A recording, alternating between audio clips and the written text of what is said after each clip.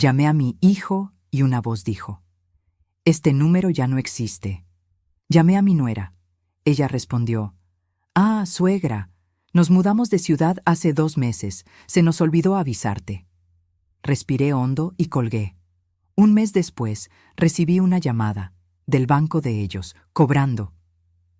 Esas palabras todavía me queman la garganta. Todavía siento cómo mis dedos temblaban mientras marcaba ese número por 5ª vez consecutiva.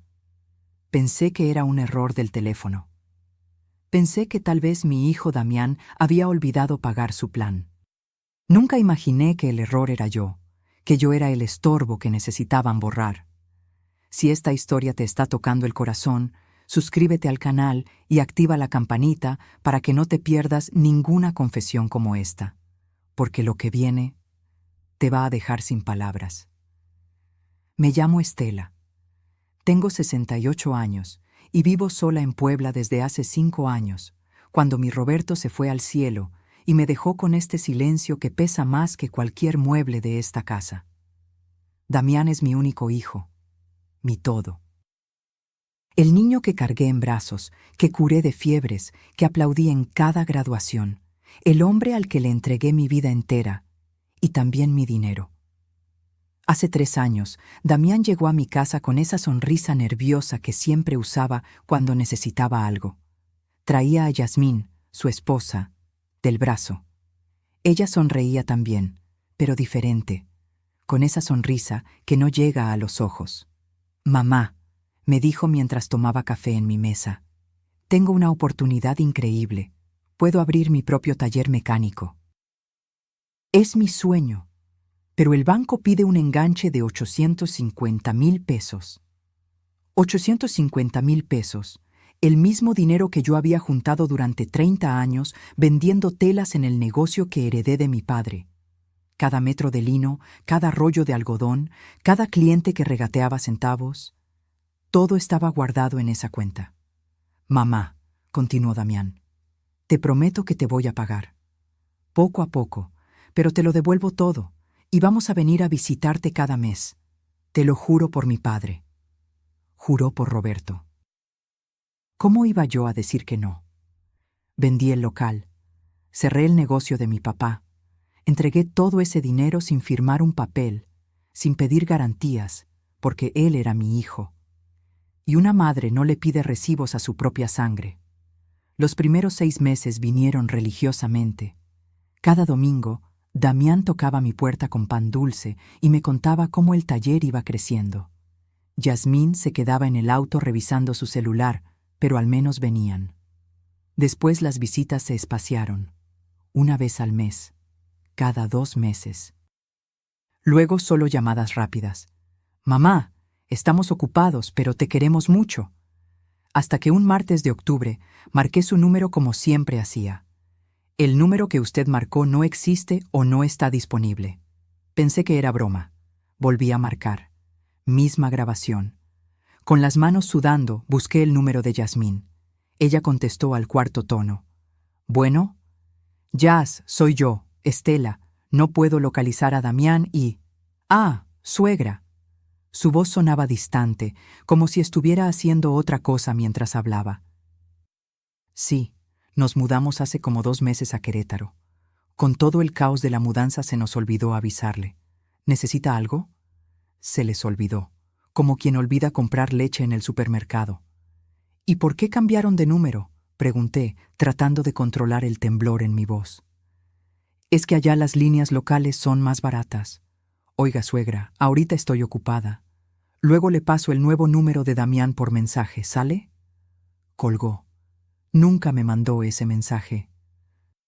Me quedé sentada en mi sala, mirando el teléfono como si fuera a explotar. La tarde se volvió noche. No encendí las luces. Solo me quedé ahí, en la oscuridad, entendiendo lentamente que mis 850,000 pesos habían comprado mi propio abandono. Un mes entero pasé llamando al último número que tenía de Damián. 30 días enviando mensajes al WhatsApp que seguía marcando entregado, pero nunca leído. 30 noches preguntándome qué había hecho mal. Hasta que una mañana de noviembre, mi teléfono sonó. Era un número desconocido de la Ciudad de México. «¿Señora Estela Ramírez?», dijo una voz masculina, profesional. «Sí, soy yo. Le hablo del Banco Nacional. Soy el licenciado Carranza, del Departamento de Cobranza. Señora, tenemos un problema con el préstamo del señor Damián Ramírez. Usted aparece como aval solidaria de un crédito por 320,000 pesos. El préstamo tiene 3 meses de atraso y necesitamos que nos contacte urgente para evitar acciones legales». El piso desapareció bajo mis pies. Yo no firmé como aval de ningún préstamo, susurré. «Señora, aquí tengo su identificación escaneada y su firma en el contrato. ¿Usted firmó documentos relacionados al taller mecánico Ramírez Motors?» Y entonces lo recordé. Hace año y medio, Damián llegó con papeles. «Son solo formalidades del negocio, mamá. El contador dice que necesita tu firma en estos formatos». Pura burocracia. Yo firmé sin leer, confiando. Mi propio hijo me había convertido en su aval sin decírmelo. «Señora», continuó el licenciado, «si no recibimos el pago en los próximos 30 días, estaremos obligados a iniciar el embargo de sus bienes. ¿Entiende la situación?». Entendía perfectamente. No me buscaban para saber cómo estaba. Me buscaban para cobrar. Y mi hijo había desaparecido. Pero ¿qué fue lo que encontré cuando decidí ir a buscarlos? Lo que descubrí fue mucho peor de lo que imaginaba. El licenciado Carranza me dio 7 días para presentar un plan de pago, 7 días para conseguir dinero que no tenía, 7 días para salvar mi casa del embargo por una deuda que nunca supe que existía. Esa noche no dormí. Me quedé en la cocina con una taza de té que se enfrió entre mis manos mientras revisaba cada papel que tenía guardado. Extractos bancarios, recibos viejos, la escritura de mi casa. Y ahí, en una carpeta que apenas había tocado en año y medio, encontré los documentos que Damián me había dado para firmar. Los leí completos por primera vez. «Contrato de aval solidario», decía en letras grandes. Y más abajo, mi firma, mi identificación, mi dirección, todo en orden, todo legal. Yo había firmado mi propia trampa sin saberlo. Me costaba respirar. Sentía como si alguien me estuviera apretando el pecho con las 2 manos, porque no era solo el dinero. Era la traición. Era entender que mi hijo me había usado como una herramienta, como un objeto útil para conseguir lo que necesitaba. Al día siguiente llamé al banco de nuevo. Pedí hablar directamente con el licenciado Carranza. «Señora Ramírez», me dijo con esa voz que mezclaba compasión con procedimiento, «entiendo su situación, pero legalmente usted es responsable de esta deuda. El señor Damián Ramírez dejó de pagar hace 3 meses. Primero pensamos que era un retraso temporal, pero ahora sus teléfonos están apagados y no contesta correos». «¿Correos?», pregunté. «¿Qué correos?». «Los que enviamos a la dirección que dio. ¿No ha recibido notificaciones?». Les había dado su dirección vieja, la de Puebla. Claro que no recibían nada. Se habían esfumado a propósito. «Licenciado, ¿cuánto tengo que pagar para evitar el embargo?». Escuché papeles moviéndose del otro lado. «Con los intereses moratorios acumulados, necesitaríamos un pago inmediato de 45,000 pesos para congelar el proceso legal y después acordar pagos mensuales de la deuda principal». 45,000 pesos. Toda mi pensión de 3 meses junta no alcanzaba eso. «¿Y si no puedo?», susurré. «Entonces iniciamos el embargo. Lo siento mucho, señora». Colgué el teléfono y me quedé mirando la pared de mi sala. Esa pared donde todavía colgaba la foto de la primera comunión de Damián. Su sonrisa de niño inocente, con su traje blanco y una veladora en las manos. Roberto estaba a su lado, orgulloso. «¿Qué hago, Roberto?», le pregunté a la fotografía. «¿Qué hago con este hijo que criamos?». El silencio fue mi única respuesta. Pasé los siguientes días como sonámbula. Intenté llamar a Damián 100 veces más. Busqué en Facebook, en Instagram, en cualquier red social que conociera. Nada. Era como si se hubieran borrado del mundo. Hasta que mi vecina Remedios, que es como mi hermana aunque no compartamos sangre, me vio llorando en el patio mientras tendía ropa. «Estela, ¿qué te pasa?». Se acercó secándose las manos en el delantal. «Hace días que te veo mal». Y se lo conté todo, cada detalle, cada peso, cada firma, cada llamada sin respuesta. Remedios me abrazó mientras yo lloraba en su hombro como no había llorado desde el funeral de Roberto. «Ese muchacho no tiene perdón de Dios», murmuró acariciando mi cabello. «Pero tú no vas a quedarte de brazos cruzados, ¿verdad? Tú no eres de las que se rinden». «Ya no sé qué hacer, Reme. Ya no sé. Pues lo primero es ir a buscarlos, a la cara, que te digan de frente por qué te hicieron esto». Tenía razón. Necesitaba verlo a los ojos. Necesitaba entender. Con los 12,000 pesos que tenía ahorrados para emergencias, compré un boleto de autobús a Querétaro. 4 horas de viaje que se sintieron como 4 años. Llevaba conmigo la carpeta con todos los documentos, los estados de cuenta del banco, las transferencias que les había hecho. Llevaba también una fotografía vieja de Damián cuando tenía 5 años, corriendo en el parque con una paleta de hielo derritiéndose en su mano. La guardaba en mi cartera desde entonces. No sé por qué la saqué durante el viaje. Tal vez para recordarme que una vez, hace mucho tiempo, ese niño me amaba. Llegué a Querétaro al atardecer. Renté un cuarto en un hotel barato cerca de la central. La habitación olía a humedad y desinfectante, pero no importaba. No había ido de vacaciones. A la mañana siguiente empecé mi búsqueda. Pregunté en talleres mecánicos de la zona industrial. ¿Conoce el taller Ramírez Motors? Nadie sabía nada.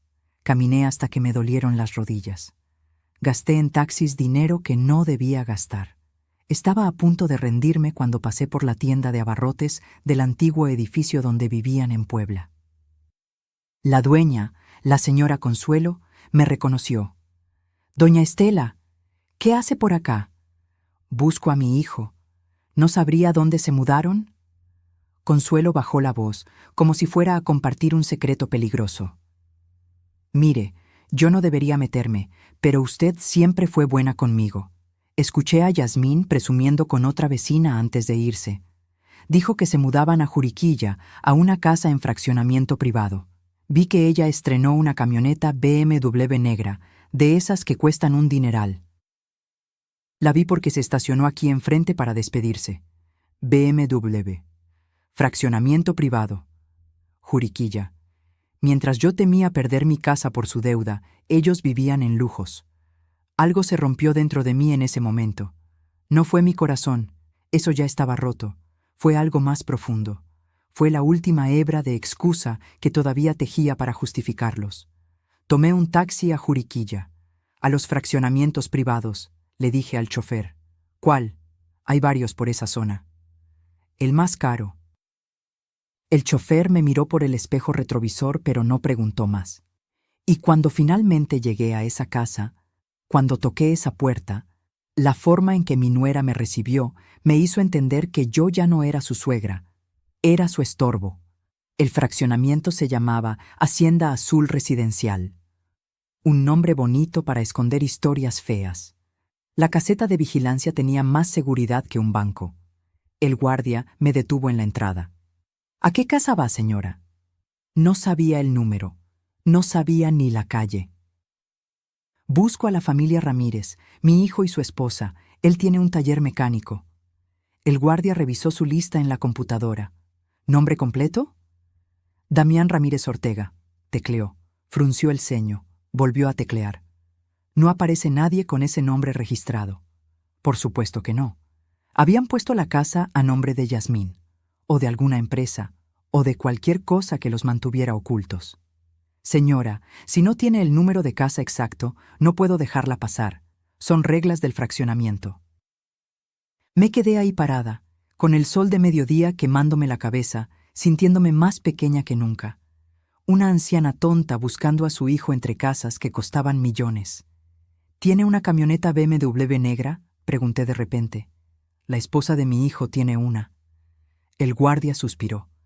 No debía darme información, pero algo en mi cara debe haberle dado lástima. Hay 3 familias con BMWs negros aquí. Una en la calle Caoba 47, otra en Fresno 132 y otra en Cedro 89. Memoricé las direcciones como si me fuera la vida en ello. Gracias, susurré. Oiga, señora, me llamó cuando me alejaba. Si no la esperan, no la van a dejar entrar. Las reglas son estrictas. Llámelos primero. Pero ellos no contestaban mis llamadas.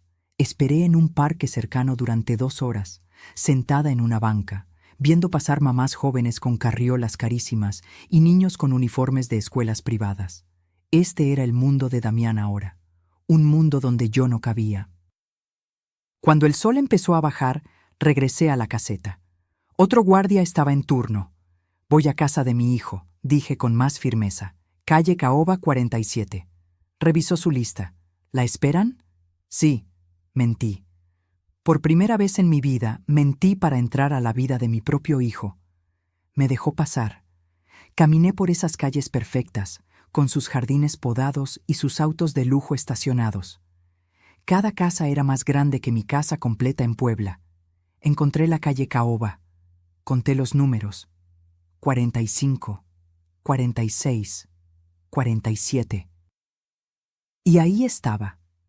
Una casa de 2 pisos, fachada moderna, ventanas enormes, y en la entrada, brillando bajo el sol, una BMW negra con placas nuevas de Querétaro.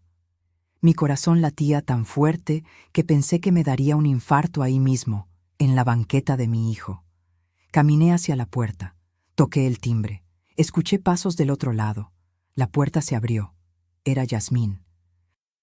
Llevaba ropa deportiva de marca, esa que se ve en los aparadores de tiendas donde nunca entré porque todo costaba lo que yo ganaba en un mes. Tenía el cabello recogido en una cola perfecta, maquillaje impecable, uñas recién hechas. Me miró de arriba a abajo, como si estuviera evaluando cuánta mugre había traído del mundo exterior a su alfombra limpia. Suegra. No fue un saludo cariñoso, fue una declaración de molestia. ¿Qué hace aquí? Necesito hablar con Damián, dije tratando de sonar calmada. No avisó que venía. Porque no me dieron su nuevo número, porque desaparecieron. Yasmín suspiró como si yo fuera una vendedora ambulante insistente. Mire, suegra, justo estamos ocupados. Damián tiene junta en línea con unos clientes. ¿No pudo llamar antes? Lo intenté, 100 veces. Nos quedamos mirándonos. Ella bloqueando la entrada con su cuerpo, yo aferrando mi bolsa donde llevaba todos los documentos del banco. Es sobre el préstamo, dije finalmente. El banco me está cobrando a mí. Me van a embargar la casa si no... ¡Damián!, gritó hacia adentro sin dejarme terminar. Tu mamá está aquí. Escuché movimiento, y entonces lo vi. Mi hijo bajaba las escaleras con una camisa de vestir cara, pantalón de mezclilla de diseñador, zapatos que costaban más que mi renta mensual. Se había dejado crecer la barba. Se veía mayor, próspero. Cuando me vio, su expresión no fue de alegría, fue de pánico. «Mamá, ¿qué haces aquí?» Esa pregunta me dolió más que cualquier golpe físico. «¿Qué hago aquí? Damián, el banco me está demandando. Firmé como aval de tu préstamo sin saberlo y...» Ya sé, me interrumpió bajando la voz, mirando nervioso hacia los lados como si los vecinos pudieran escuchar. «Ha estado complicado, mamá. Con la mudanza, con abrir el nuevo taller, los gastos. Gastos. Miré la casa, miré la camioneta, miré su ropa. Veo que tienen muchos gastos». Yasmín cruzó los brazos. «No es tan fácil como parece, suegra. Mantener un negocio requiere inversión. A veces hay que sacrificar cosas para crecer». Sacrificar. Como sacrificar a tu suegra tirándola a los lobos del banco.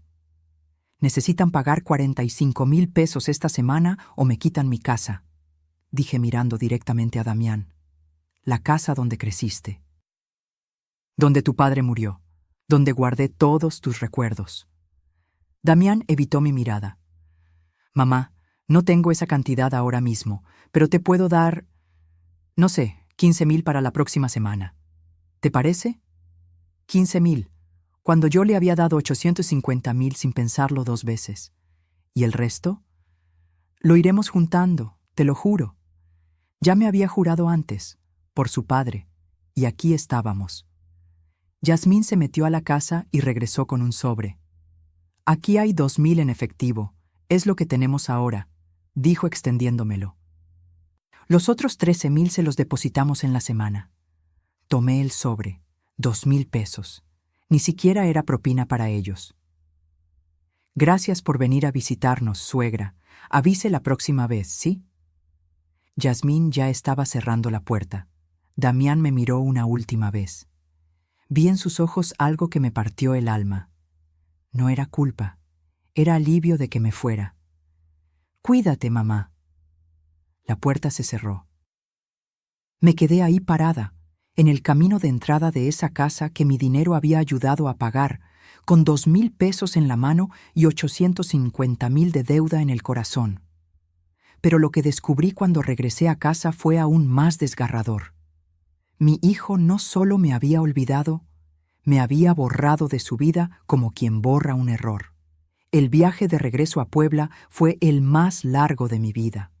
4 horas mirando por la ventana del autobús, viendo pasar paisajes que no registraba mi cerebro.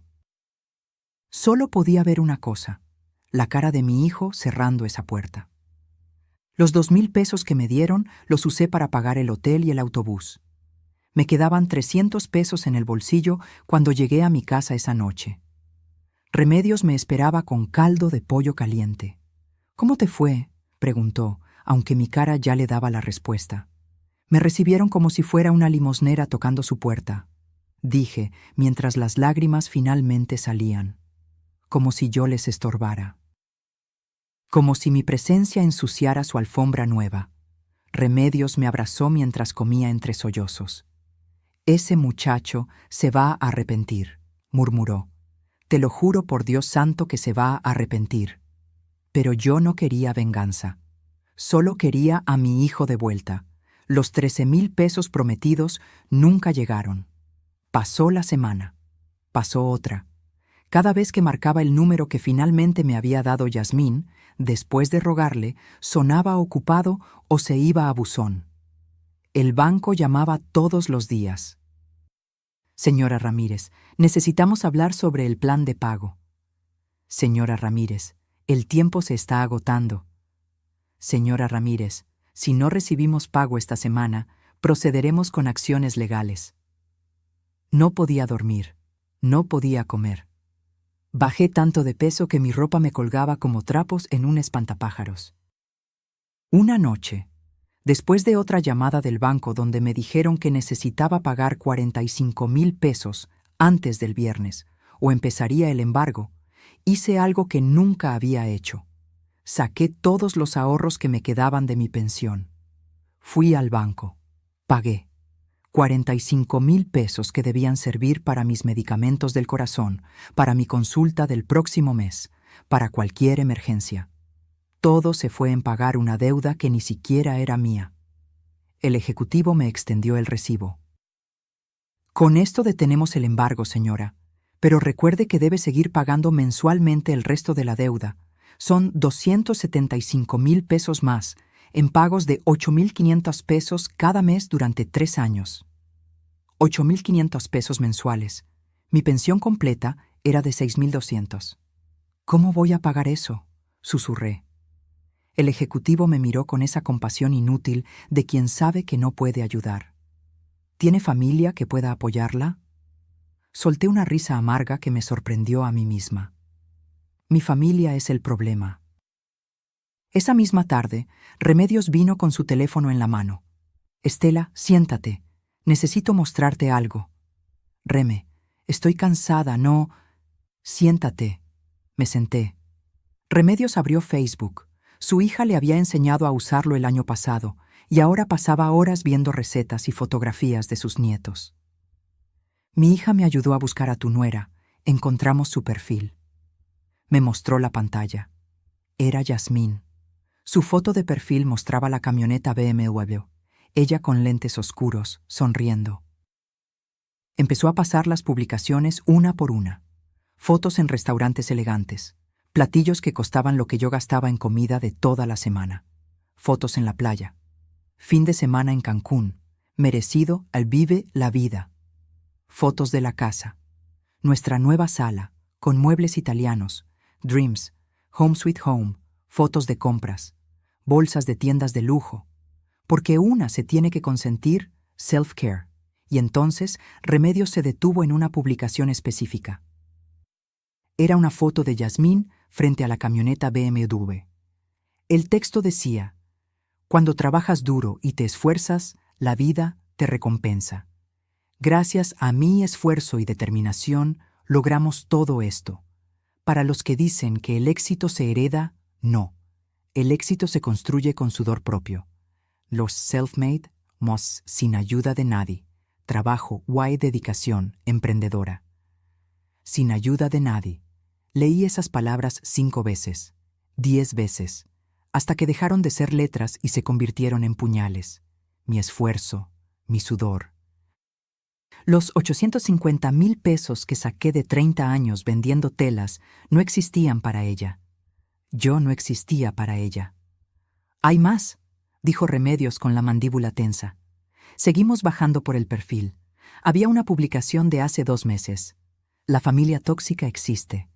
A veces hay que alejarse de las personas que solo quieren aprovecharse de ti, aunque sean familia. Mi vida mejoró cuando puse límites. Toxic free, APA, boundaries, APA, paz mental. Me quedé mirando esa publicación sin parpadear. Yo era la familia tóxica. Yo que les di todo. Yo que estaba pagando su deuda con mis últimos ahorros. Yo era la aprovechada. Algo se quebró dentro de mí en ese momento. No fue dolor. El dolor ya lo había sentido 1000 veces. Fue algo diferente. Fue claridad. Vi con nitidez absoluta lo que había sido ciega de ver. Mi hijo me había usado como un cajero automático. Cuando el cajero ya no tenía dinero que dar, simplemente buscó otro banco. «Reme», dije con una voz que no reconocí como mía, «necesito que tu hijo el abogado venga a verme». «¿Horacio?» «Sí, dile que venga mañana y que traiga todo lo que sepa sobre deudas, avales y embargos». Remedios me miró con una mezcla de sorpresa y orgullo. «Ahora sí, Estela, ahora sí te reconozco». Esa noche no lloré. Por primera vez en semanas, no lloré. Me quedé despierta hasta las 3 de la mañana buscando en Internet todo lo que podía sobre leyes de avales. Remedios me había enseñado a usar Google el año pasado, pero nunca lo había usado para algo importante. Esa noche se volvió mi mejor amigo. Leí sobre derechos de los avales, sobre responsabilidades de los deudores principales, sobre qué pasa cuando el deudor principal desaparece. Y encontré algo que hizo que mi corazón latiera más rápido.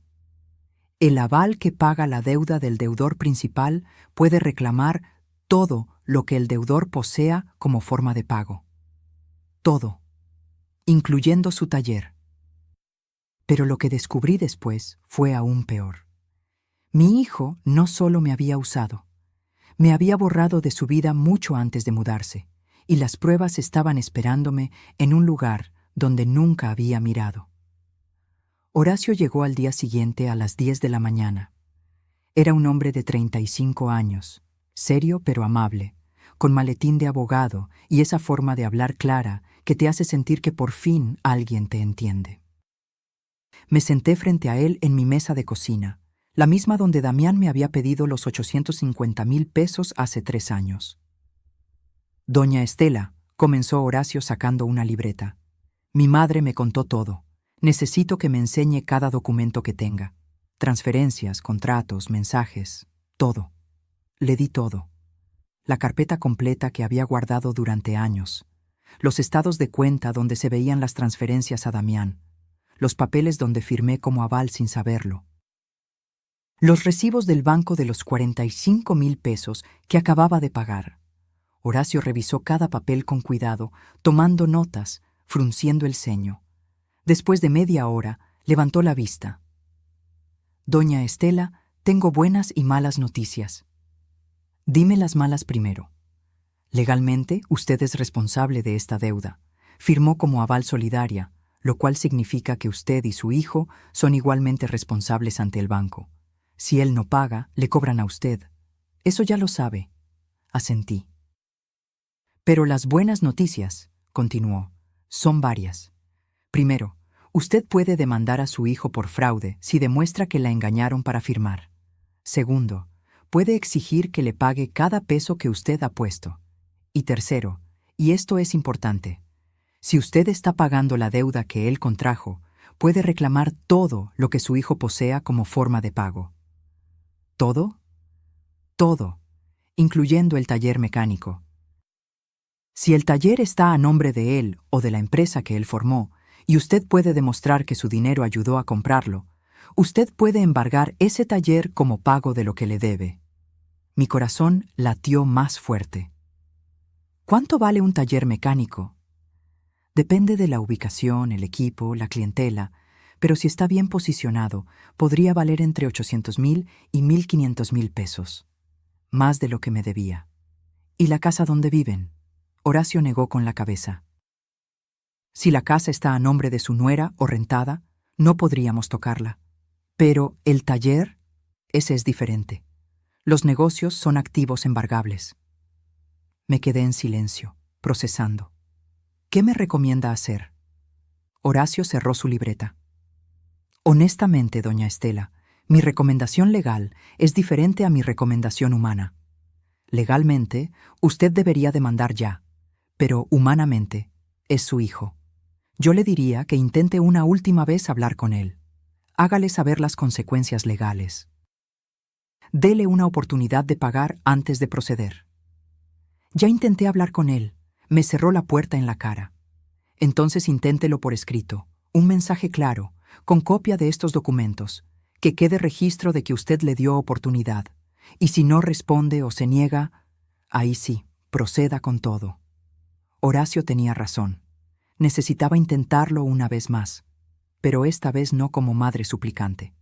Esta vez como mujer que conocía sus derechos. Esa tarde, con ayuda de Remedios y su hija Lupita, que sabía usar el WhatsApp mejor que nadie, redacté un mensaje. Damián, pagué 45,000 pesos al banco para detener el embargo de mi casa. Casa que hubiera sido tuya algún día. Te estoy pidiendo por última vez que pagues la deuda que tú contraíste. Tengo derecho legal a recuperar cada peso que he puesto, incluyendo los 850,000 que te presté. Si no recibo respuesta en 5 días, procederé legalmente. No quiero hacer esto, pero tampoco voy a perder mi casa por tu irresponsabilidad. Tu madre. Lupita apretó enviar.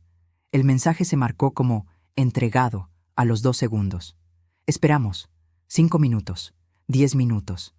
Entregado cambió a leído. Y entonces, nada. No hubo respuesta. Pasó un día, 2 días. 3 días. El mensaje seguía ahí, leído, ignorado. Al 4.º día me llegó un mensaje, pero no de Damián. Era de un número desconocido. Decía, Doña Estela, soy la prima de Yasmín. Mi prima me pidió que le dijera que por favor deje de hostigar a su familia. Ellos están pasando por problemas financieros fuertes y sus presiones solo empeoran las cosas. Mi prima dice que usted debió saber en qué se metía cuando firmó esos papeles. Nadie la obligó. Por favor, ya no los busque. Leí ese mensaje 5 veces. Nadie me obligó. Tenían razón. Nadie me puso una pistola en la cabeza para firmar. Solo usaron algo mucho más efectivo. Mi amor de madre. Le mostré el mensaje a Horacio. Perfecto, dijo. Este mensaje es oro. Están admitiendo que saben de la deuda y que se niegan a pagar. Además, usar a terceros para amenazarla puede considerarse acoso. ¿Quiere proceder? Miré la foto de Roberto en la sala. Esa foto donde él sonreía con Damián, bebé en brazos. Roberto, susurré, perdóname. Y le dije a Horacio, procede. Pero antes de que Horacio empezara los trámites legales, algo dentro de mí me dijo que investigara más. Si iban a pelear sucio, Yo necesitaba conocer todo. Esa noche, Lupita me enseñó algo que cambió el juego completamente. Doña Estela, ¿su hijo tiene correo electrónico? Sí, pero yo nunca lo uso. ¿Pero usted tiene correo? Sí, uno que Damián me ayudó a abrir hace años, pero no sé ni la contraseña. Lupita sonrió. Vamos a recuperarla. Me ayudó a entrar a mi correo usando mi número de teléfono para recuperar la contraseña. Cuando finalmente abrimos la bandeja de entrada, me quedé helada. Había 127 correos sin leer. Lupita empezó a abrirlos uno por uno, y ahí estaba todo. Correos de Damián del año anterior, 8 correos diferentes. Mamá, necesito que me prestes otros 200,000 pesos para expandir el negocio. Mamá, ¿recibiste mi correo anterior? Es urgente. Mamá, el banco aprobó una línea de crédito, pero necesito completar el enganche.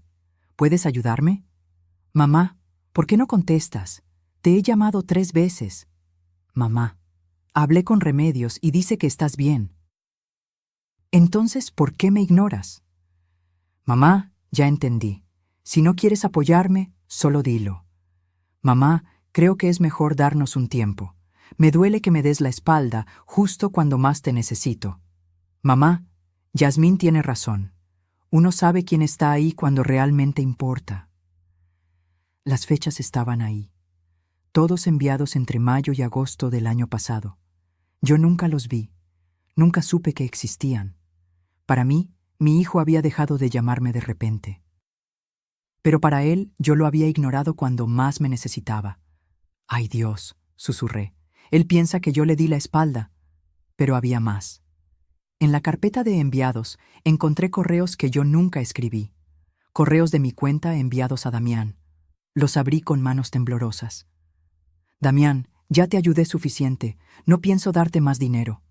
No me busques más. Necesito mi espacio. Tu esposa tiene razón en cuidar su patrimonio. Deberías hacer lo mismo. Yo nunca escribí esos correos. Alguien entró a mi cuenta, dije con la voz quebrada.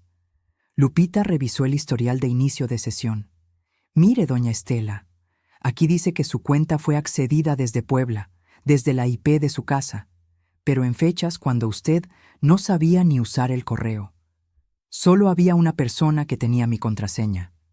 Damián. Él mismo me había ayudado a crear la cuenta.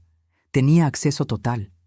Mi hijo había enviado esos correos haciéndose pasar por mí, para tener excusa de alejarse. Para justificar ante su esposa por qué dejábamos de hablarnos. Yasmín probablemente nunca supo toda la verdad. Damián le había mostrado esos correos falsos y le había dicho, «¿Ves? Mi mamá me rechazó. Ella me dio la espalda». Y entonces entendí todo. Mi hijo no me había olvidado por accidente. Me había borrado intencionalmente. Me había construido como villana en su propia historia para no sentirse culpable. Y cuando descubrí por qué hizo todo esto, cuando entendí el verdadero motivo detrás de cada mentira, todo cobró sentido de la manera más dolorosa. No dormí en toda la noche. Me quedé frente a la computadora que Lupita había dejado prendida, leyendo una y otra vez esos correos falsos que Damián envió desde mi cuenta.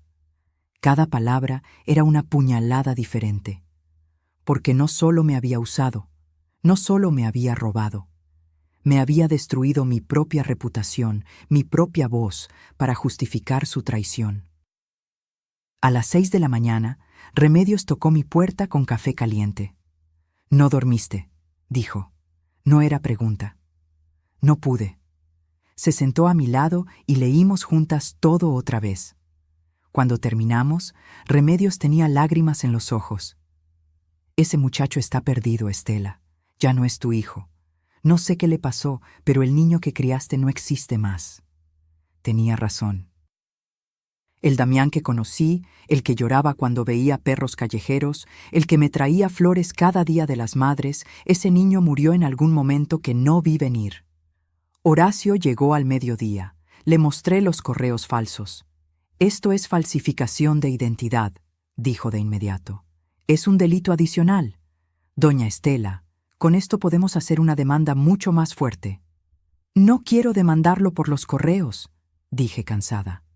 Solo quiero mi dinero de vuelta. Solo quiero que pague lo que debe. Entonces usaremos esto como evidencia de que él la manipuló deliberadamente. Fortalece su caso. Pasamos toda la tarde preparando documentos. Horacio redactó una demanda formal por 1. Recuperación de préstamo de 850,000 pesos.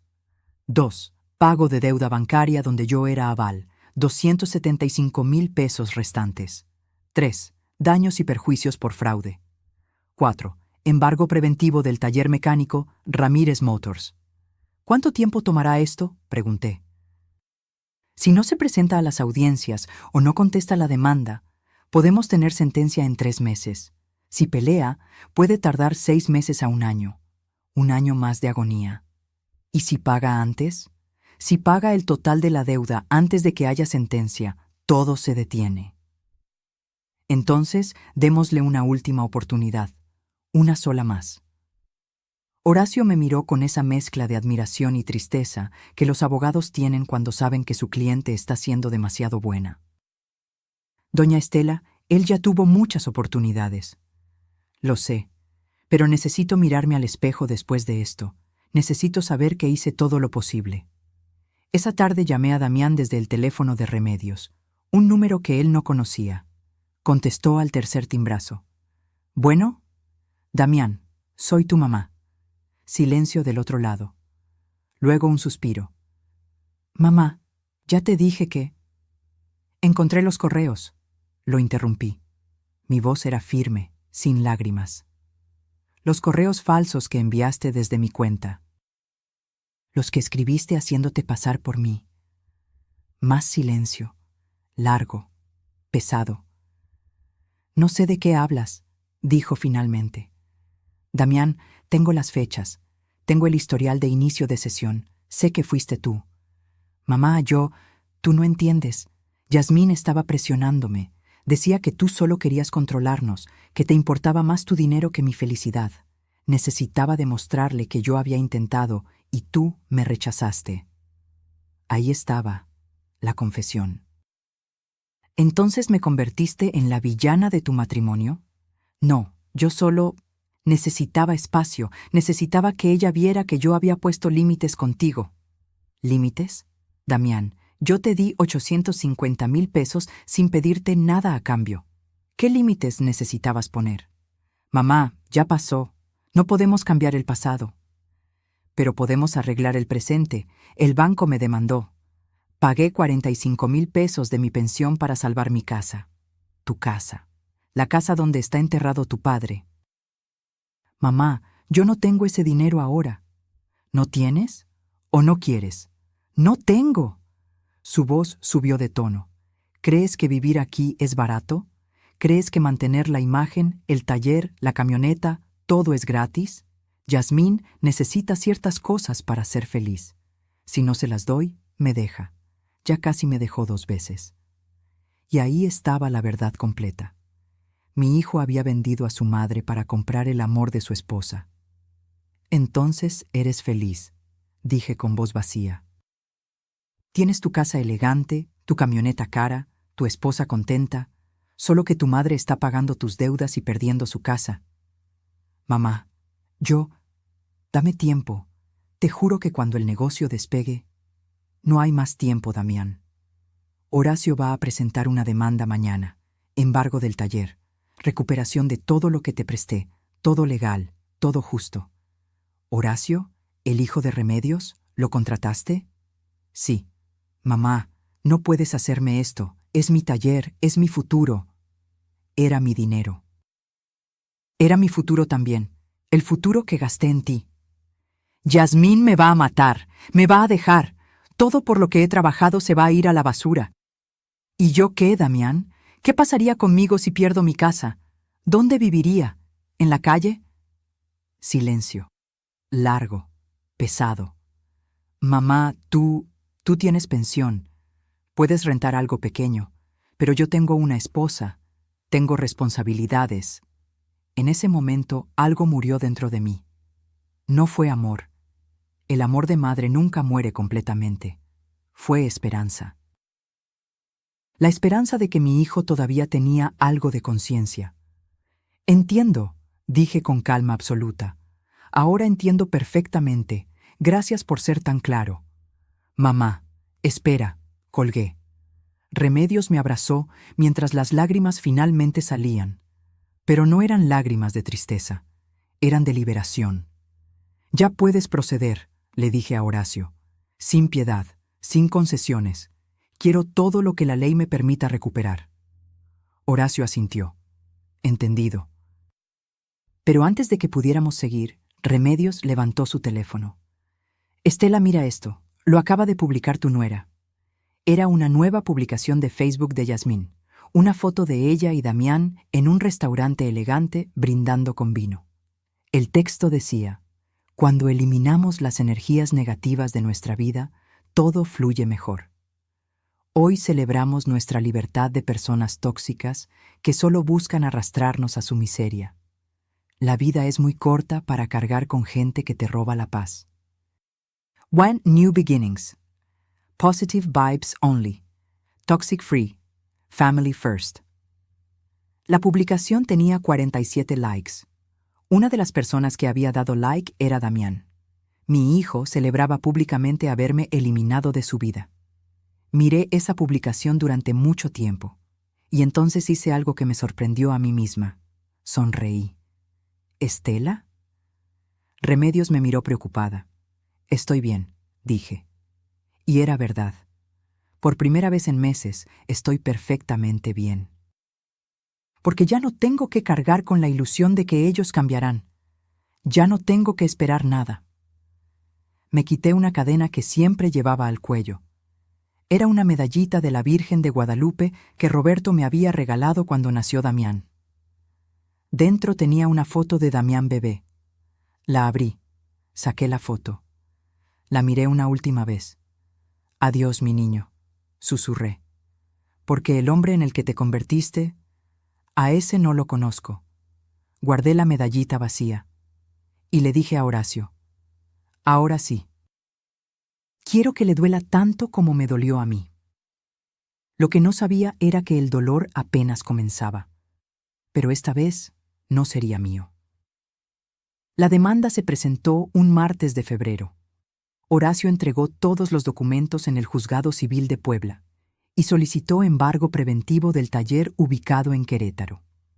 Pueden tardar una semana en notificarlos, explicó. Cuando reciban la citación, tendrán 20 días para contestar o presentarse a audiencia. Esa semana fue extraña.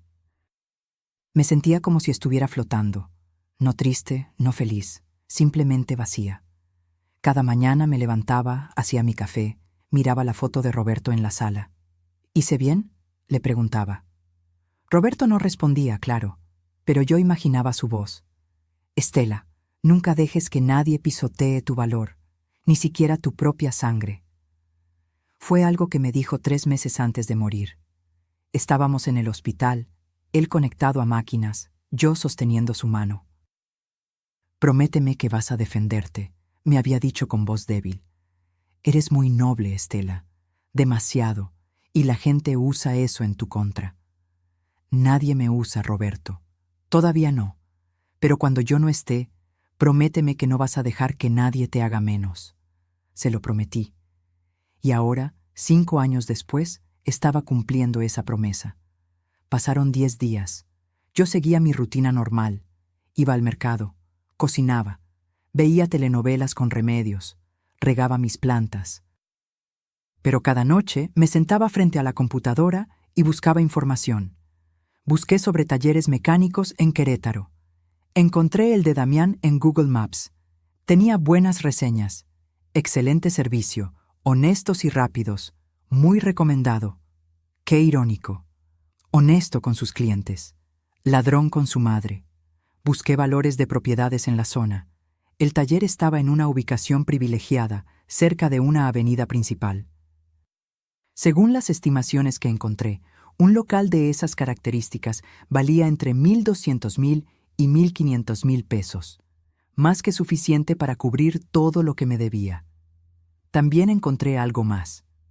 El taller no estaba a nombre de Damián directamente. Estaba a nombre de una empresa, Ram Motors S.A.D.C.B. Busqué el RFC de esa empresa en el SAT. Damián aparecía como representante legal y accionista mayoritario. Era embargable. Horacio tenía razón. Yo podía recuperar mi dinero. Pero algo dentro de mí todavía dolía. No por el dinero, por lo que el dinero representaba, mi hijo eligiendo conscientemente destruirme. Una noche, 2 semanas después de presentar la demanda, tuve un momento de debilidad. Saqué el álbum de fotos viejo que guardaba en el closet. Fotos de Damián desde bebé hasta su boda. Damián a los 2 años, con su primer triciclo. Damián a los 6, sin sus dientes de enfrente, sonriendo. Damián a los 15, con su primer trabajo de verano. Damián a los 25, el día de su boda, abrazándome. Gracias por todo, mamá. Eres mi héroe. Me quedé dormida llorando sobre ese álbum. Y tuve un sueño. Roberto estaba ahí, joven otra vez, como cuando nos conocimos. Me tomó de las manos. Estela, ¿por qué lloras? Porque perdí a mi hijo. No, mi amor, él se perdió a sí mismo. Tú sigues siendo la misma. Pero duele, Roberto, duele tanto. Lo sé, pero el dolor es la prueba de que eres humana, de que amaste de verdad. No dejes que ese dolor te haga dudar de ti. Haces lo correcto. Desperté a las 3 de la mañana con esas palabras resonando en mi cabeza. Haces lo correcto. Al día siguiente llegó un sobre certificado. Acuse de recibo de notificación judicial, decía el sello. Lo abrí con manos temblorosas. Damián y Yasmín habían sido notificados. La citación se entregó en el domicilio del taller. Damián firmó de recibido. Ahora sabía. Ahora tenía que decidir si contestaba la demanda o ignoraba. Si ignoraba, yo ganaba automáticamente. Si contestaba, tendríamos que vernos en la corte. Pasaron 3 días, y entonces mi teléfono sonó. Era un mensaje de texto de Damián, del número nuevo que nunca me había querido dar. Mamá, necesitamos hablar. Urgente. No contesté. 5 minutos después. Mamá, por favor, esto es serio. No puedes embargar mi taller. Es mi sustento. Seguí sin contestar. 10 minutos después. Mamá, contesta. Te lo estoy pidiendo por favor. Y entonces vino la llamada. Dejé que sonara. 1 vez, 2 veces, 5 veces. A la 6ª llamada contesté. Estela Ramírez, dije con voz formal, como si hablara con un extraño. Mamá, gracias a Dios. Mira, acabo de recibir una notificación del juzgado. Esto tiene que ser un error, ¿verdad? No es un error. Mamá, no puedes hablar en serio. ¿Vas a quitarme mi taller? ¿El negocio por el que he trabajado 3 años? El negocio que yo compré con 850,000 pesos. Fue un préstamo. Te lo iba a pagar. ¿Cuándo, Damián? ¿En qué año? Porque hasta ahora solo he recibido 2,000 pesos. Y mientras tanto, yo pagué 45,000 de tu deuda. Mamá, por favor, podemos arreglar esto sin abogados, sin juicios. Somos familia. Ah, ahora somos familia. Cuando te notifican de la demanda, ahora sí soy familia. Siempre has sido mi familia. Yo nunca dije lo contrario. Damián, leí los correos falsos. Leí las publicaciones de Yasmín celebrando haberme eliminado. Vi el like que les diste. Sé exactamente qué soy para ustedes. Silencio del otro lado. Eso fue Yasmín. Yo no pensaba esas cosas. Pero las apoyaste, con tu silencio, con tu like, con cada decisión que tomaste. Mamá, escucha. Hablé con Yasmín. Ella está dispuesta a que te paguemos algo. ¿Qué te parece 50,000 pesos? Es lo que podemos juntar ahorita. 50,000 pesos. De más de 1,000,000 que me debían. No. ¿No? Mamá, estamos haciendo el esfuerzo. No quiero 50,000. Quiero todo. 850,000 del préstamo más, 275,000 de la deuda del banco, más daños y perjuicios. Todo. Eso es más de 1,000,000 de pesos. No lo tengo. Pero tienes un taller que vale 1,5 millones. Véndelo, págame, y quedamos a mano. ¿Vender mi taller? Mamá, es mi vida. ¿Qué voy a hacer sin el taller? No lo sé, Damián. Tal vez lo mismo que yo iba a hacer si perdía mi casa. Empezar de cero. Pero al menos tú eres joven. Yo tengo 68 años. Mamá, tienes hasta la fecha de la audiencia para conseguir el dinero. Si me lo pagas antes, retiro la demanda. Si no, que decida el juez. Mamá, no hagas esto. Te lo suplico. ¿Me suplicas? ¿Ahora me suplicas? Mi voz se quebró por primera vez. Yo te supliqué que contestaras mis llamadas. Yo te supliqué que me explicaras por qué desapareciste. Yo te supliqué que pagaras aunque sea algo de la deuda. ¿Y qué hiciste? Me bloqueaste, me humillaste y celebraste eliminarme de tu vida. Lo siento. Su voz sonaba pequeña. Lo siento mucho, mamá. Yo también lo siento, Damián. Siento que perdí al hijo que crié, porque ese niño bueno que yo conocí ya no existe. Colgué, y esta vez no lloré. Me senté en mi mecedora, esa que Roberto había hecho con sus propias manos cuando estaba embarazada de Damián, y me mecí lentamente. Sentí algo nuevo. No era dolor, no era rabia, era paz. La paz de quien finalmente dejó de cargar un peso que nunca fue suyo. Pero Damián y Yasmín no se quedarían quietos, y lo que planearon para detenerme fue tan bajo que terminó siendo su propia sentencia. Los siguientes días fueron un silencio extraño. Damián no volvió a llamar. No hubo mensajes. Nada. Eso no me gusta, dijo Horacio cuando le conté. Cuando alguien deja de pelear de repente, significa que está preparando algo. ¿Cómo qué? No sé, pero mantente alerta. Guarda todos tus documentos importantes en un lugar seguro. Seguí su consejo. Metí todos mis papeles en una caja de metal que guardé en casa de remedios. Copias de todo. Por si acaso. 3 días antes de la audiencia, recibí una visita inesperada. Eran las 4 de la tarde. Tocaron mi puerta. Abrí. Era una mujer que no conocía. 40 y tantos años, vestida de traje sastre, portafolio en mano. ¿Señora Estela Ramírez? Sí, soy yo. Me llamo Lucía Mendoza. Soy trabajadora social del DIF. ¿Puedo pasar? Necesito hacerle unas preguntas. Del DIF. Sistema para el Desarrollo Integral de la Familia. Un mal presentimiento me recorrió la espalda. ¿De qué se trata? Recibimos una denuncia anónima de que usted vive en condiciones de riesgo. Alguien reportó que podría necesitar apoyo o incluso que podría estar en situación de vulnerabilidad mental. Me quedé helada. ¿Vulnerabilidad mental? La denuncia menciona que usted sufre episodios de confusión, que ha estado acosando a familiares pidiendo dinero y que podría ser víctima de algún tipo de deterioro cognitivo.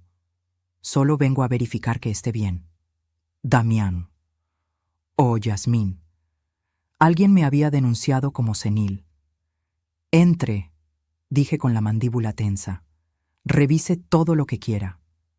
Lucía entró y empezó a hacer preguntas. ¿Sabía qué día era? ¿Sabía dónde vivía? ¿Recordaba mi fecha de nacimiento? ¿Tenía familia? ¿Por qué estaba sola? Respondí todo con claridad absoluta. Revisó mi casa, mi cocina limpia, mi baño ordenado, mi sala impecable, mis medicamentos organizados por día de la semana. Señora Ramírez, dijo finalmente, está claro que usted está perfectamente bien. No hay ningún indicio de deterioro cognitivo ni de condiciones de riesgo. Lo sé. ¿Tiene idea de quién pudo hacer esta denuncia? Mi hijo. O mi nuera. Estoy demandándolos por fraude y deudas. Supongo que esta es su forma de defenderse. Lucía apretó los labios. Entiendo. Lamentablemente, las denuncias falsas son más comunes de lo que cree, especialmente en casos de disputas familiares. Voy a cerrar el expediente como sin fundamento. Si vuelven a molestarla, puede reportarlo como acoso. Gracias. Cuando Lucía se fue, llamé a Horacio inmediatamente. Intentaron declararme incompetente, dije con voz temblorosa de rabia. Para invalidar la demanda. Hijos de... Horacio se contuvo. Doña Estela, esto es grave, pero también es perfecto, porque ahora tenemos evidencia de mala fe. Van a quedar muy mal ante el juez. Esa noche no pude dormir de pura indignación. No era el dinero. Ya no era el dinero. Era que mi propio hijo intentó hacerme pasar por loca para escapar de sus responsabilidades. Pero entonces pasó algo inesperado. Al día siguiente, temprano en la mañana, tocaron mi puerta otra vez. Esta vez era un hombre mayor, 60 y tantos años, pelo cano, con overol de mecánico. ¿Señora Ramírez? Sí. Disculpe la molestia. Me llamo Ernesto Vega. Era socio de su hijo en el taller. ¿Era? Damián nunca le contó de mí, ¿verdad? No. Ernesto suspiró. ¿Puedo pasar? Creo que hay cosas que usted necesita saber. Lo dejé entrar. Se sentó en mi sala, nervioso, retorciendo una gorra entre las manos. Señora, cuando Damián abrió el taller hace 3 años, yo puse 300,000 pesos. Él puso el resto. Íbamos a ser socios al 50-50. Trabajé en ese taller desde el primer día. Pero hace 6 meses, Damián me dijo que el negocio no estaba dando suficiente dinero, que teníamos que cerrar mi participación. Me presionó para que firmara unos papeles renunciando a mi parte. Me prometió devolverme mis 300,000 en pagos mensuales. Y nunca me pagó, ni un peso. Y descubrí por qué. El taller está prosperando. Tiene buenos ingresos. Damián me mintió para quedarse con todo. Presenté una demanda hace 3 meses. Me quedé en silencio, procesando. ¿Por qué me cuenta esto? Porque me enteré de su demanda. Un conocido que trabaja en el juzgado me lo comentó. Y pensé, tal vez podemos ayudarnos mutuamente. Si usted gana el embargo del taller, yo pierdo mi oportunidad de recuperar mi dinero. Pero si trabajamos juntos... ¿Qué propone? Que unamos las demandas. Entre usted y yo, Damián nos debe más de 1,000,000 de pesos. Si logramos el embargo conjunto, podemos liquidar el taller, dividir el dinero según lo que nos debe a cada uno y ambos recuperamos lo nuestro. Miré a ese hombre. Vi en sus ojos el mismo cansancio, la misma traición que yo sentía. ¿Damián le hizo firmar como aval de algún préstamo sin que usted supiera? No, pero me hizo firmar documentos de disolución de sociedad bajo engaños. Igual es fraude.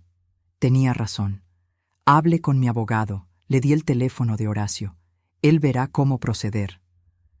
Ernesto se fue con una mezcla de esperanza y tristeza. Y yo me quedé pensando. ¿A cuántas personas más había traicionado mi hijo? Horacio llamó esa tarde. Doña Estela, hablé con el señor Vega. Su caso es sólido. Si unimos fuerzas, la demanda es imbatible. Damián va a perder el taller sí o sí. ¿Eso es legal? Totalmente. Son 2 acreedores diferentes reclamando deudas legítimas. El juez va a ordenar la liquidación del activo principal, que es el taller, y se distribuye el dinero entre los acreedores según lo que les debe. ¿Y Damián? Damián se queda sin nada, y aún así probablemente no alcance para cubrir todo. Tendría que pagar el resto con otros bienes o con pagos mensuales por años. Por primera vez en semanas, sonreí. No de felicidad, de justicia. Proceda. La audiencia estaba programada para el viernes a las 10 de la mañana. Horacio me recogió temprano. Yo llevaba mi mejor vestido, ese azul marino que usaba para ocasiones importantes. Roberto siempre decía que ese vestido me hacía ver fuerte. Necesitaba verme fuerte. Llegamos al juzgado. Era un edificio viejo en el centro de Puebla, con pasillos fríos y olor a papel viejo. En la sala de espera vi a Ernesto. Me saludó con un gesto de cabeza, y entonces los vi llegar. Damián y Yasmín. Él llevaba traje, ella, vestido elegante y tacones. Venían con su propio abogado, un hombre joven con cara de tiburón. Damián me vio. Nuestras miradas se encontraron. Vi en sus ojos algo que me sorprendió, miedo. Tenía miedo de mí, de su propia madre. Yasmín me lanzó una mirada de puro veneno. Nos llamaron a la sala. El juez era un hombre de 50 años, pelo entrecano, mirada seria. Caso 247-2024. Ramírez Ortega contra Ramírez Pérez. Más demanda acumulada de Vega Morales contra Ramírez Ortega. Y entonces comenzó. Lo que pasó en esa sala ese día, lo que se dijo, lo que se reveló, lo que se destruyó, cambió todo para siempre. El juez revisó los expedientes durante lo que pareció una eternidad. El silencio en la sala era tan denso que podía escuchar mi propio corazón latiendo. Bien, dijo finalmente. Tenemos aquí 2 demandas contra el señor Damián Ramírez Ortega. La primera, de su madre, la señora Estela Ramírez Pérez, por recuperación de préstamo de 850,000 pesos, más deuda bancaria de 275,000 pesos, donde ella figura como aval, más daños y perjuicios. La segunda, del señor Ernesto Vega Morales, por liquidación fraudulenta de sociedad por 300,000 pesos. Ambas demandas solicitan embargo del mismo bien, el taller mecánico Ram Motors. ¿Es correcto? Sí, su señoría, respondieron Horacio y el abogado de Ernesto al unísono. Señor Ramírez Ortega, ¿desea contestar la demanda? El abogado de Damián se levantó. Era un hombre delgado con lentes y una sonrisa falsa. Su señoría, mi cliente reconoce que existen deudas pendientes, pero argumenta que las demandantes están exagerando las cantidades. Además, el taller mecánico es su única fuente de ingresos. Embargarlo sería dejarlo sin sustento. Entiendo, dijo el juez. ¿Tiene su cliente documentación que contradiga las cantidades reclamadas? Estamos preparando... ¿Tiene o no tiene? En este momento no, pero entonces las cantidades están aceptadas hasta que demuestre lo contrario. Señora Ramírez, ¿desea agregar algo? Horacio me hizo un gesto para que me levantara. Me puse de pie. Mis piernas temblaban, pero mi voz salió firme. Su señoría, yo le di a mi hijo 850,000 pesos de mi patrimonio sin pedirle nada a cambio porque era mi hijo y confiaba en él. Me hizo firmar como aval de un préstamo sin decirme, y cuando el banco me cobró, mi hijo desapareció. Cambió su número de teléfono, se mudó sin avisarme, me bloqueó. Tuve que pagar 45,000 pesos de mi pensión para evitar que me embargaran mi casa. Mi hijo envió correos falsos desde mi cuenta para hacerme quedar mal ante su esposa. Intentó que el DIF me declarara incompetente mental. Y mientras tanto, él y su esposa viven en lujos, en una casa elegante, con una camioneta de casi 1,000,000 de pesos, publicando en redes sociales que son exitosos por su propio esfuerzo. Mi voz se quebró en la última frase.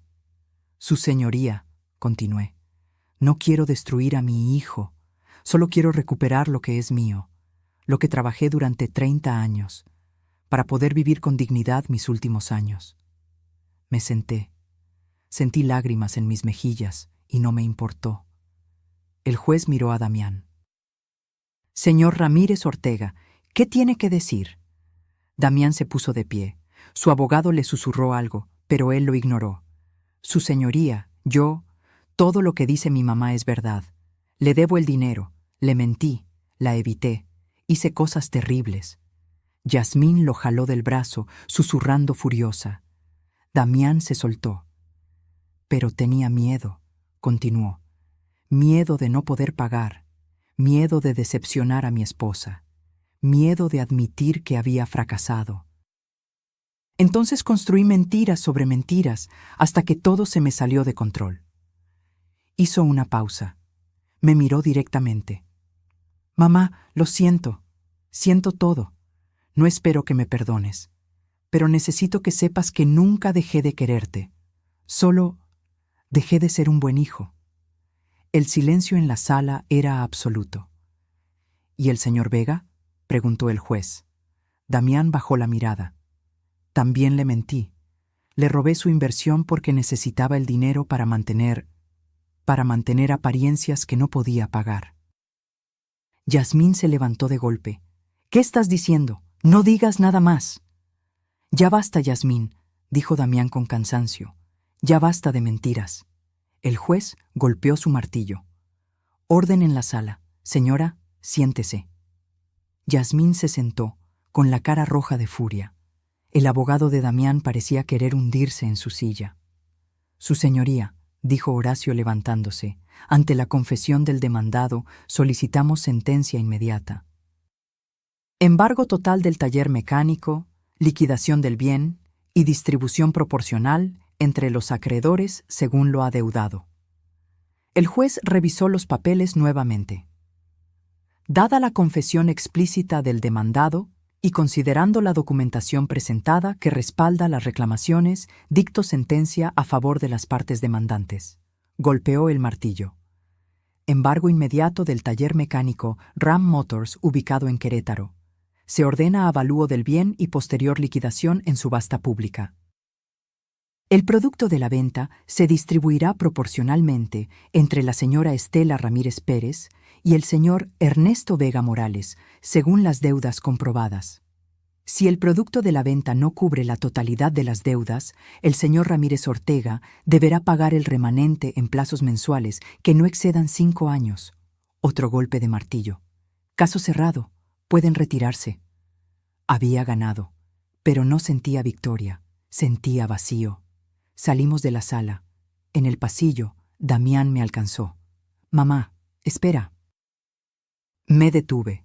Me giré. Yasmín venía detrás de él, furiosa. «¿Estás feliz?», me gritó. «¿Estás feliz de destruir a tu propio hijo?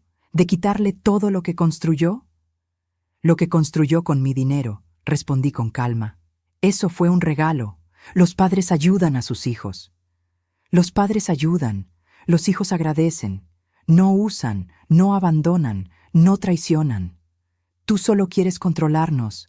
Siempre quisiste controlar su vida». «Yasmín», la voz de Damián sonó cansada. «Detente». «¿Qué? ¿Ahora la defiendes? Acabas de perder todo por ella». «No, Yasmín, perdí todo por ti, porque tenía que mantenerte contenta, porque tenía que darte la casa elegante, la camioneta cara, las vacaciones, porque tú nunca estabas conforme con lo que teníamos». Yasmín palideció. «¿Me estás culpando a mí?»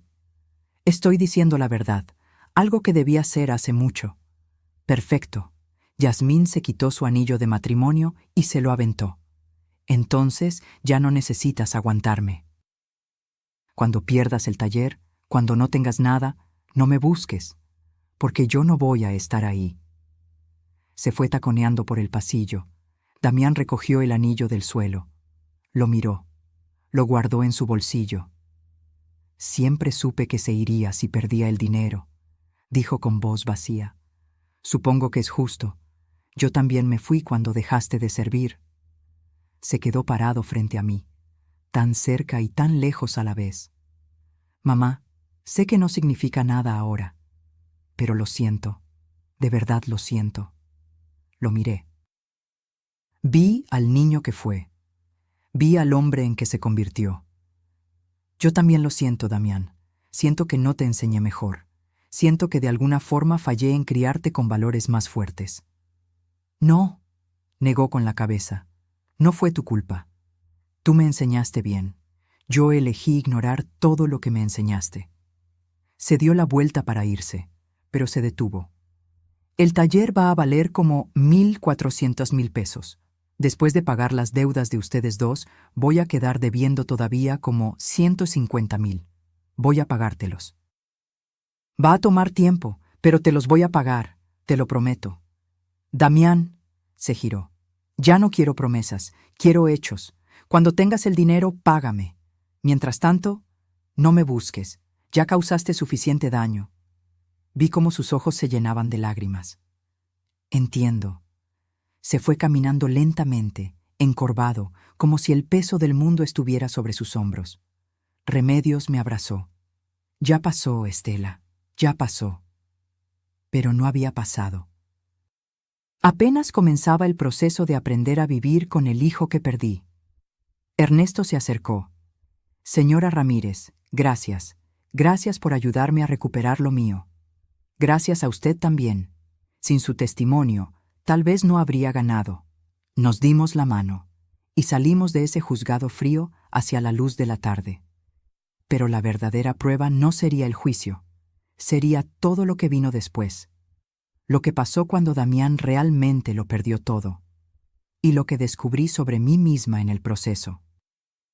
El proceso de embargo y remate del taller tomó 2 meses. 2 meses donde no supe nada de Damián. Horacio me mantenía informada de todo. El avalúo oficial, 1,420,000 pesos. La subasta se realizaría en 3 semanas. Varios compradores ya habían mostrado interés. Es una ubicación privilegiada, explicó Horacio. Va a venderse rápido y a buen precio. Yo asentía, pero una parte de mí seguía doliendo. Era mi hijo, su negocio, su sueño, pero también era mi retiro, mi futuro, mi dignidad. Una tarde, 2 semanas antes de la subasta, Remedios llegó agitada a mi casa. «Estela, tienes que ver esto», me mostró su teléfono. Era el perfil de Facebook de Yasmín. Había una nueva publicación. Cuando las personas muestran su verdadero rostro, agradece la lección y sigue adelante. A veces la familia es la más tóxica. Me libré de un matrimonio manipulador y de una suegra controladora. Nueva vida, nueva yo. Divorced, freedom, new beginnings. Divorced, divorciada. Entonces era oficial. Yasmín había dejado a Damián. Revisé más publicaciones. Había fotos de ella en un restaurante con un hombre nuevo. Nueva etapa, mejores decisiones, decía el pie de foto. No sentí satisfacción, solo tristeza. Yasmín había sido parte del problema, sí, pero Damián había tomado sus propias decisiones. La semana de la subasta recibí una llamada inesperada. «Señora Ramírez, habla Daniela, del despacho del licenciado Horacio. Hay un hombre en la oficina que quiere hablar con usted. Dice que es importante. ¿Quién es? Prefiere decírselo en persona. ¿Puede venir?» Fui. En la oficina me esperaba un hombre de unos 40 años vestido con ropa de trabajo. «Señora Ramírez, me llamo Arturo Chávez. Soy mecánico. Trabajaba en el taller de su hijo». Me senté frente a él. «¿Qué necesita?» «Verá, me enteré de la subasta. Cuando Damián nos contó que iba a perder el taller, nos reunimos todos los empleados. Somos 5 mecánicos que llevamos años ahí. Es nuestro sustento». «Lo siento», dije sinceramente, «pero no tengo opción». «Lo entiendo, señora. Créame que lo entiendo.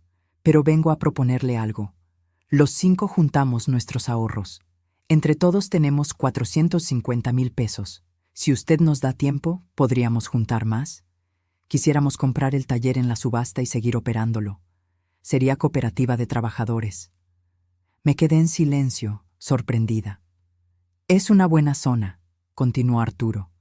«Tenemos clientela fiel. El negocio es redituable. Solo necesitamos que sea nuestro. Sin Damián, sin deudas». «La subasta es abierta», expliqué. «Yo no puedo decidir quién compra». «Lo sé, pero pensamos, si usted pudiera hacer una oferta razonable en la subasta, ganarla y después vendérnosla a nosotros en pagos. Sería bueno para todos. Usted recuperaría su dinero garantizado y nosotros mantendríamos nuestros empleos». Miré a Horacio. «¿Es legal eso?» «Totalmente. Usted puede participar en la subasta como cualquier comprador. Y después puede vender el bien a quien quiera». «¿Y el señor Vega?» «A él se le paga su parte del producto de la subasta de inmediato. El resto sería para usted. Y si usted decide financiar la venta a estos señores, es su decisión». Pensé. Estos hombres no tenían culpa. Eran trabajadores honestos atrapados en el desastre de Damián. ¿Cuánto podrían pagar mensualmente? Arturo sacó unos papeles. Hicimos números. Si compramos el taller en 1,400,000 y usted ya tiene su parte de la subasta, nosotros le pagaríamos el resto en, digamos, 25,000 pesos mensuales durante 5 años. Hice el cálculo mental. 25,000 por 60 meses eran 1,500,000, más de lo que costaba el taller. ¿Por qué pagarían de más? Intereses justos, y porque es nuestra oportunidad de tener algo propio. Déjenme pensarlo. El día de la subasta llegó rápido. Se llevó a cabo en una sala del juzgado. Había 4 compradores potenciales además de mí. El precio de salida, 1,400,000 pesos. Las ofertas comenzaron a subir. 1,420,000, 1,450,000, 1,500,000. A 1,550,000 quedábamos solo 2, yo y un hombre de traje que claramente era inversionista. 1,600,000 ofrecí. El hombre me miró evaluando. Subió su oferta. 1,650,000. 1,700,000, dije con firmeza. El hombre negó con la cabeza y se retiró. Vendido a la señora Estela Ramírez Pérez por 1,700,000 pesos. El martillo cayó. El taller era mío. El proceso de pago y transferencia tomó una semana. Del monto de 1,700,000, 300,000 fueron para Ernesto Vega por su deuda. 850,000 fueron para mí por el préstamo original. 275,000 fueron para mí por la deuda del banco. 275,000 fueron para mí como intereses y compensación. Total recuperado, 1,400,000 pesos de los 1,700,000. Los 300,000 restantes cubrieron gastos legales, impuestos de la subasta y otros costos del proceso. Al final, recuperé mi dinero completo más compensación por el daño. Justicia matemática perfecta. Una semana después, firmé un contrato de compraventa con los 5 mecánicos. Les vendí el taller en 1,400,000 pagaderos en 5 años a 25,000 mensuales. Ahora tenía un ingreso fijo garantizado de 25,000 pesos cada mes durante 5 años. Era más que mi pensión. Era seguridad. Era dignidad. La primer pago llegó puntual el 15 de septiembre. Arturo vino personalmente a traer el cheque. Señora Ramírez, no sabe cuánto le agradecemos. Vamos a cuidar ese taller como si fuera nuestro hijo. Es su hijo, sonreí. Ahora es de ustedes. Esa noche me senté en mi sala con un té caliente, mirando las fotos viejas. Ya no lloraba al verlas. Solo sentía una melancolía tranquila. Tomé los 275,000 pesos de compensación que había recibido y decidí hacer algo que nunca había hecho: vivir. Contraté un pequeño viaje, nada lujoso. Una semana en Oaxaca, un lugar que Roberto y yo siempre quisimos visitar, pero nunca pudimos. Fue mi primer viaje sola en 30 años. Caminé por las calles de Oaxaca, comí tlayudas, visité Monte Albán. En las ruinas, mirando el valle desde la cima, sentí algo que no había sentido en años: paz. Lo hiciste, Roberto, susurré al viento. Me defendí, como me pediste. También usé parte de ese dinero para ayudar a Remedios con una operación de cadera que necesitaba. Ella lloró cuando le di los 50,000 pesos. No puedo aceptar esto, Estela. Claro que puedes. Tú estuviste conmigo cuando nadie más estuvo. Esto es solo una pequeña parte de lo que significas para mí. Con otros 80,000 pesos, creé un pequeño fondo de ayuda en mi colonia para madres solas o ancianas abandonadas. Cada mes, Remedios y yo dábamos entre 3,000 y 5,000 pesos a una familia que lo necesitara. No era mucho, pero era algo, y el resto lo guardé para emergencias. Para no volver a quedar vulnerable nunca más. Pero faltaba algo, faltaba el cierre con Damián, y cuando llegó, fue de una manera que nunca esperé. 6 meses después de la subasta, era un día común, febrero otra vez. Un año exacto desde que empezó esta pesadilla. Estaba regando mis plantas en el patio cuando mi teléfono vibró. Número desconocido. Dudé, pero contesté. ¿Mamá? Era Damián. Su voz sonaba diferente, más pequeña, rota. Soy yo. Largo silencio. ¿Cómo estás?, preguntó finalmente. Bien. ¿Y tú? Sobreviviendo. Estoy trabajando en un taller aquí en Puebla. Solo como mecánico, no como dueño. El dueño es buena gente, me paga 8,000 pesos quincenales. Rento un cuarto en una vecindad. 8,000 pesos quincenales, lo mismo que él ganaba antes de tener el taller. ¿Y Yasmín? Se casó con el tipo con el que salía. Vi las fotos en Facebook. Se ven felices. Lo siento. Yo no. Ahora entiendo que nunca me quiso. Solo quiso lo que yo podía darle. Cuando no pude darle más, se fue. Como yo hice contigo. Silencio largo. Mamá, te llamo porque quiero disculparme de verdad, no como en el juzgado. Esto no es porque quiera algo, es porque he tenido mucho tiempo para pensar, para entender lo que hice, para vivir las consecuencias. ¿Y qué entendiste? Que fui un pésimo hijo, que te usé, que te traicioné, que preferí impresionar a una mujer que nunca me amó en lugar de cuidar a la única persona que me amó incondicionalmente toda mi vida. Sentí un nudo en la garganta. También entendí, continuó, por qué lo hiciste, por qué me demandaste. No fue venganza, fue supervivencia, fue dignidad, fue enseñarme una lección que yo nunca aprendí por las buenas. Damián, déjame terminar, por favor. Necesito decir esto. Llevo meses ensayándolo. Esperé. Te destrocé la vida, mamá, y la mía también. Pero la diferencia es que tú tenías derecho a defenderte, y lo hiciste. Y ahora vivo con lo que merezco. Nada, sin negocio, sin esposa, sin lujos. Solo un cuarto pequeño, un trabajo honesto, y las consecuencias de mis decisiones. No mereces nada, dije con voz suave. Mereces aprender, y parece que estás aprendiendo. ¿Tú crees? No lo sé, Damián. El tiempo lo dirá. Silencio. Mamá, ¿algún día podrás perdonarme? Cerré los ojos. Esa pregunta era la más difícil. No lo sé. Tal vez. Pero no hoy. Todavía duele mucho. Lo entiendo. Solo quería que supieras que estoy trabajando para ser mejor. Para ser el hijo que debí ser desde el principio. Me alegra oírlo. ¿Podría llamarte de vez en cuando? Solo para que sepas que estoy bien. No espero que me contestes siempre. Solo no quiero que pienses que desaparecí otra vez. Pensé cuidadosamente mi respuesta. Puedes llamar, una vez al mes, no más. Y en esas llamadas solo quiero saber que estás trabajando honestamente y viviendo con integridad. No quiero dramas. No quiero pedir ayuda. ¿Entendido? Entendido. ¿Damián? ¿Sí? Me alegra que estés trabajando. Me alegra que estés pagando tus consecuencias. Pero sobre todo, me alegra que finalmente entiendas lo que hiciste. Yo también, mamá, te amo, aunque no tenga derecho a decirlo. Yo también te amo, aunque ya no de la misma forma. Colgamos. Me quedé en el patio, con el teléfono en la mano, procesando. No había perdonado.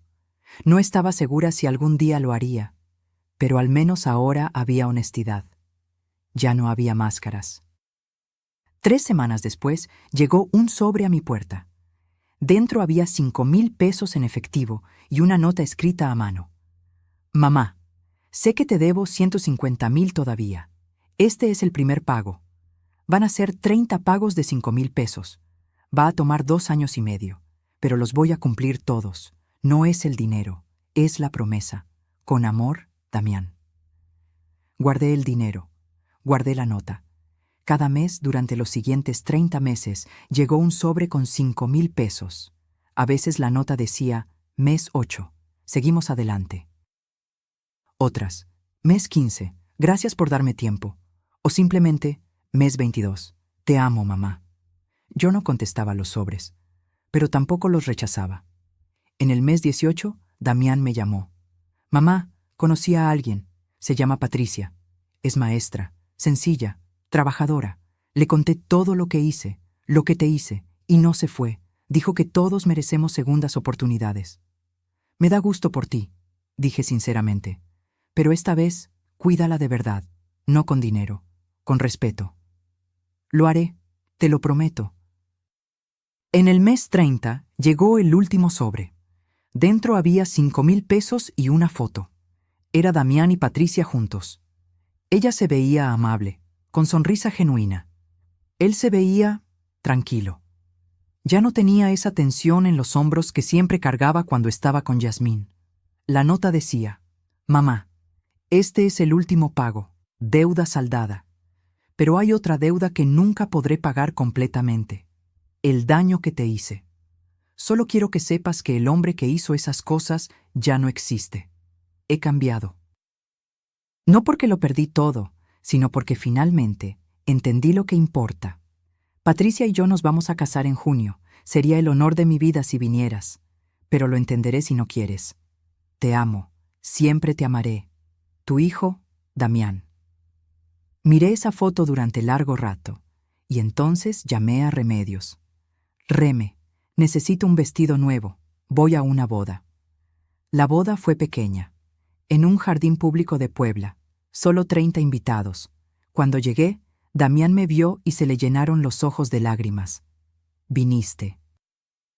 «Vine», confirmé, «pero no por ti, por mí, porque necesitaba cerrar este capítulo». Patricia se acercó. Era incluso más bonita en persona. Sencilla, sin maquillaje excesivo, con ojos bondadosos. «Señora Ramírez, es un honor conocerla.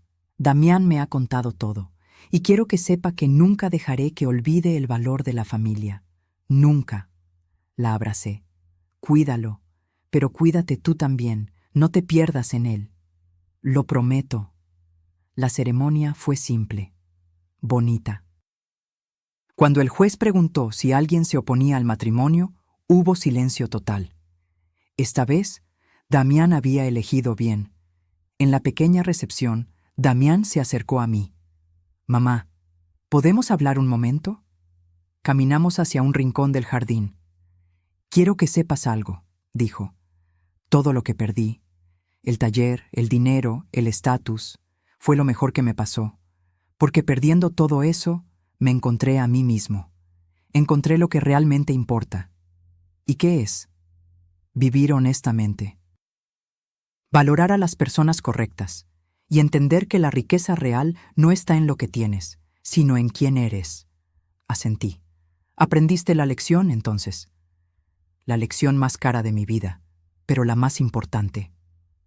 Damián, no voy a olvidar lo que pasó, pero estoy dispuesta a intentar construir algo nuevo, no como antes, algo diferente, con límites claros, con respeto mutuo». «¿Límites?» «Sí. No volverás a pedirme dinero, no volverás a involucrarme en tus decisiones financieras. Y si me faltas al respeto, desapareceré de tu vida sin dudar. ¿Entendido?» «Entendido. Pero dentro de esos límites, podemos intentar ser madre e hijo otra vez, poco a poco». Se le escapó un sollozo. «Gracias, mamá. No merezco esta oportunidad, pero juro que no la voy a desperdiciar». Lo abracé. Por primera vez en casi 2 años, abracé a mi hijo. No era el mismo abrazo de antes. Era más cuidadoso, más consciente. Pero era un abrazo, y a veces eso es suficiente. Han pasado 3 años desde que todo comenzó. 3 años desde esa llamada del banco que cambió mi vida para siempre. Estoy sentada en mi sala, la misma donde lloraba cada noche hace años. Pero ahora es diferente. Hay plantas nuevas en las ventanas, fotos nuevas en las paredes, y una paz que no había sentido en décadas. Los 25,000 pesos mensuales del taller siguen llegando puntualmente. Arturo y sus compañeros convirtieron el negocio en algo próspero. Incluso abrieron una segunda sucursal el año pasado. «Todo gracias a usted, doña Estela», me dijo Arturo en su última visita. «Sin su confianza, seguiríamos siendo solo empleados». «Sin su esfuerzo, el taller no valdría nada», respondí. «Ustedes hicieron el trabajo. Yo solo les di la oportunidad. Uso parte de ese ingreso para vivir cómodamente. Ya no cuento centavos. Ya no me preocupo por las medicinas. Puedo comprar el pan que me gusta sin sentir culpa. Otra parte la sigo invirtiendo en el Fondo de Ayuda Comunitaria. En 3 años hemos ayudado a 14 familias, madres solteras, ancianos olvidados, gente que necesitaba solo una oportunidad. Remedios y yo nos volvimos voluntarias en el centro comunitario. Damos pláticas sobre abuso financiero familiar. Es sorprendente cuántas personas viven situaciones similares a la mía. Pensé que era la única, me dijo una señora de 70 años la semana pasada. Pensé que era mi obligación aguantar. No es obligación, le respondí, es decisión, y podemos decidir diferente. Damián me llama cada domingo, visita una vez al mes, siempre trae algo pequeño, pan dulce, flores, una foto nueva. Patricia está embarazada, van a tener una niña, le pondrán Estela. No tienes que hacerlo, le dije cuando me lo contaron. Pero queremos, insistió Patricia, queremos que nuestra hija lleve el nombre de una mujer fuerte, de una mujer que supo defenderse, para que ella también aprenda a hacerlo. Y me quedé sin palabras. Ser abuela otra vez me asusta, pero también me emociona. Esta vez, con límites, con claridad, sin convertirme en cajero automático ni en salvadora. Ernesto Vega se volvió mi amigo. Nos tomamos café cada 15 días. Compartimos historias de cómo nuestros hijos nos enseñaron las lecciones más duras.